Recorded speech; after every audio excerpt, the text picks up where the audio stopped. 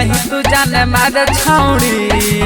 देखी कजरा कटार हम होलियो पे मारे छौड़ी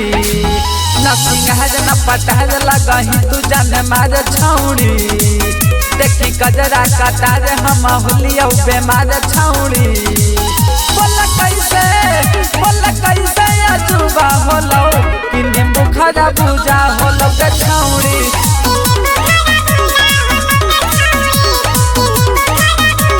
न सिंगार न पटार लगही तू जाने मारे छौड़ी देखी कजरा कटार हम होलियो पे मारे छौड़ी बोल कैसे अजूबा होलो कि नींबू खरा पूजा होलो के छौड़ी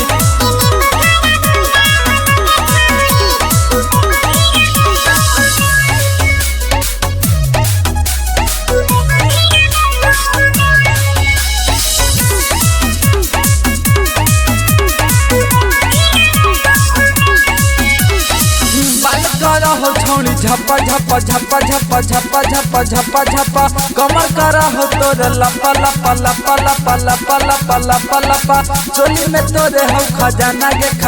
गे देखी के छोड़ा हो दीवाना गे दीवाना गे दीवाना गे दीवाना गे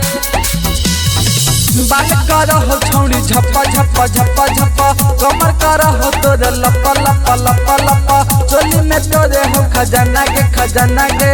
देखी के छोड़ा हो दीवाना गे दीवाना गे दीवाना गे बोल कैसे अजूबा भेलो कि नींबू खरा पूजा होलो के छौड़ी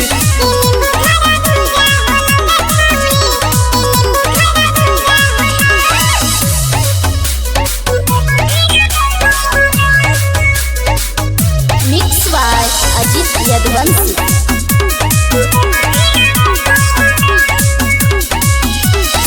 चलही रहिया में डोला होगे डोला होगे डोला होगे डोला होगे यही से छोड़न सब बोला होगे बोला होगे बोला होगे बोला होगे मनिया जी तक महाराज के महाराज के महाराज के नहीं लगाई रे तो हराज के हराज के हराज के चलही रहिया में डोला होगे यही से छोड़न सब बोला होगे मानिया जीतावा के महाराज